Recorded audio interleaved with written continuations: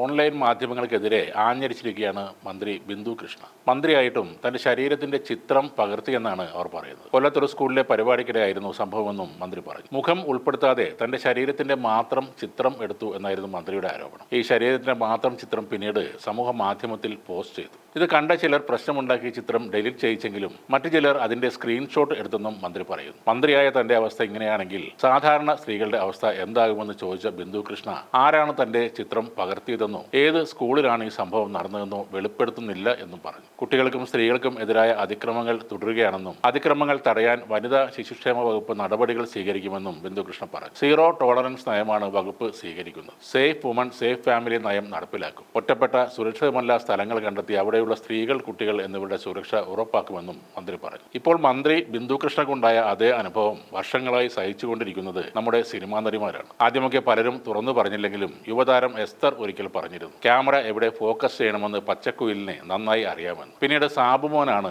ഇവരെ സോഷ്യൽ മീഡിയയിലൂടെ തുറന്നു കാണിച്ചത്. എന്നാൽ ഏറ്റവും സങ്കടകരമായ കാര്യം നമ്മുടെ മുഖ്യമന്ത്രിയുടെ ഏറ്റവും വലിയ PR ചെയ്യുന്നത് നിലവിൽ ഇതുപോലുള്ള ഡിജിറ്റൽ മീഡിയകളാണ് എന്നതാണ്. അതിൽ ഏറ്റവും പ്രധാനപ്പെട്ടത് നീലക്കുയിൽ എന്നൊരു ചാനലാണ്. ഇതേ നീലക്കുയിൽ എന്ന ചാനൽ മുഖ്യമന്ത്രിയുടെ PR പണിയെടുക്കുന്നതിന് മുൻപ് അറിയപ്പെട്ടിരുന്നത് സിനിമാ നടിമാർ പൊതുവേദികളിലോ എയർപോർട്ടിലോ സിനിമ പ്രൊമോഷനിലോ പങ്കെടുക്കുമ്പോൾ അവരുടെ വസ്ത്രധാരണത്തെ അനാവശ്യമായി ഫോക്കസ് ചെയ്ത് അതിന്റെ ക്ലോസപ്പ് ദൃശ്യങ്ങൾ എടുക്കുക, അവരുടെ ഭാവങ്ങളോ ശരീരഭാഗങ്ങളോ മോശമായ രീതിയിൽ സൂം ചെയ്ത് കാണിക്കുക തുടങ്ങിയ പരിപാടികളിലൂടെയായിരുന്നു. വീഡിയോയുടെ തമ്പനയിലിൽ നടിമാരുടെ ചിത്രങ്ങൾ മോശം രീതിയിൽ ക്രോപ്പ് ചെയ്ത് വെക്കുകയും അതിനോടൊപ്പം അശ്ലീല ചുവ കലർന്ന ഇരട്ട അർത്ഥമുള്ള തലക്കെട്ടുകൾ നൽകുകയും ചെയ്യുക എന്നതായിരുന്നു ഇവരുടെ രീതി. ഇത് കാണുന്ന ഭൂരിഭാഗം ആളുകളും താഴെ കമന്റ് ബോക്സിൽ വന്ന് ആ നടിമാർക്കെതിരെ അങ്ങേയറ്റം മോശമായ സൈബർ ആക്രമണങ്ങൾ നടത്താനും ഇത് കാരണമായിരുന്നു. ഈ പേജുകളിൽ വരുന്ന വീഡിയോയ്ക്ക് താഴെ സ്ത്രീകളെ വ്യക്തിഹത്യ ചെയ്യുന്നതും അശ്ലീലത നിറഞ്ഞതുമായ കമന്റുകൾ വരുമ്പോൾ ഈ ചാനലുകൾ അവ ഡിലീറ്റ് ചെയ്യാൻ തയ്യാറാകില്ല. കാരണം ഇത്തരം വിവാദ കമന്റുകൾ വഴിയും റിപ്ലൈകൾ വഴിയും തങ്ങളുടെ വീഡിയോയുടെ റീച്ച് കൂട്ടുക എന്നതാണ് അവർ ഉദ്ദേശിക്കുന്നത്. നിർഭാഗ്യവശാൽ